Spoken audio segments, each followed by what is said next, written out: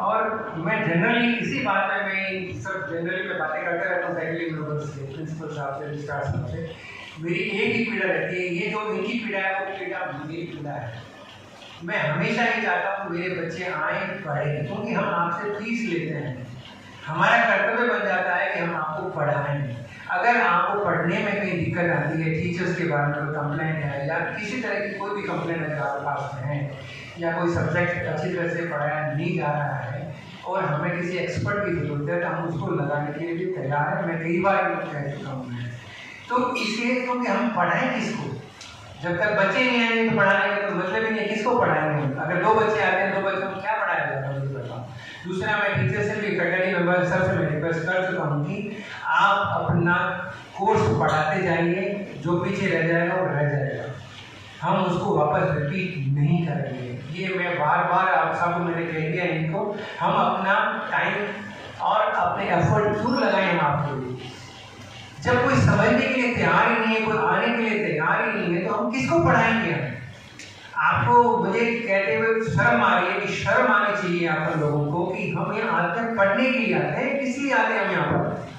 मुझे 10 बच्चे भी नहीं मिलते कई बार, ऐसा लगता है कि कॉलेज चल रहा है नहीं चल रहा है। मैं बार बार आपको बुलाता हूँ, सब लोगों प्रिंसिपल साहब सबको बुलाता हूँ, कॉल करता हूँ, क्या बात है हमारे यहाँ बच्चे क्यों नहीं आ रहे? हम थोड़े संख्या में कम हो सकते हैं, लेकिन संख्या जितनी है उतने तो आ ही सकते हैं ना।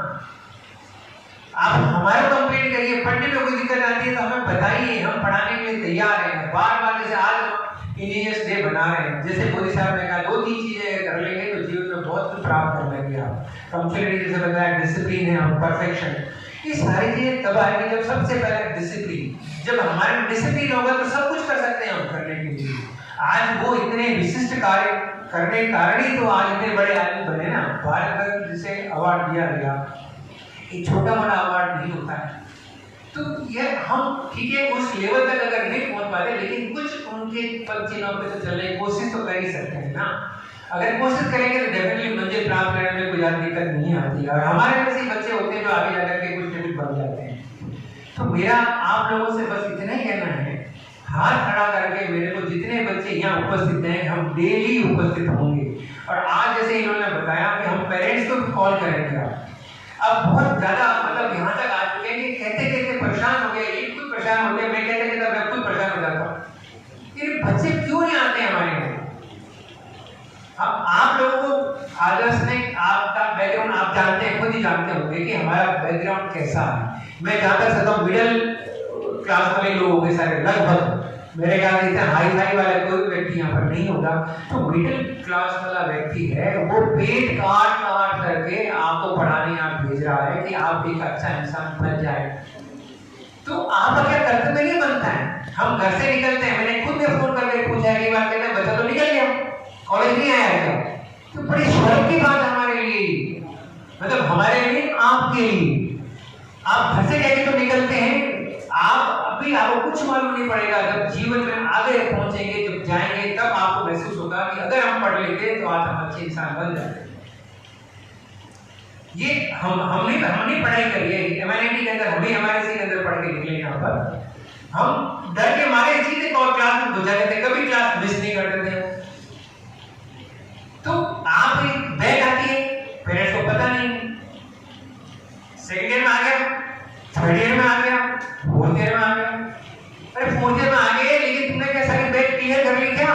एक पेरेंट्स आए मेरे पास में, जब हमने जो सही कहा इन्होंने, बिल्कुल स्पष्टली मैंने स्ट्रांगली कह दिया इनको कि हम मिड टर्म में आपको बैग नहीं देंगे जब तक 75% आपकी अटेंडेंस नहीं होगी। ये गांठ बांध लीजिए, मैं सही कह रहा हूँ आपको। मैं अब अकेले बर्बाद हो जाएगा आप लोगों का।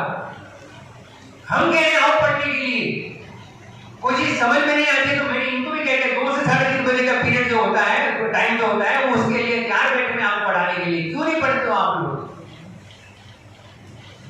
आप अपने पेरेंट्स को डांट में करें ना। एक पेरेंट्स आए मेरे पास में, जब विंटर में मैंने तो डीबार कर दिया, तो मेरे पास पेरेंट्स आए कि साहब आपने डीबार कर दिया सारी मेरे पास चीजें 4 पड़ गई थी। मैंने कहा बैग वगैरह सब एवरीथिंग मेरे पास से पड़ी है मेरे पास में। मैंने उनको पूछा, मैंने कहा कि सारा बच्चा पास हो गया क्या आपका?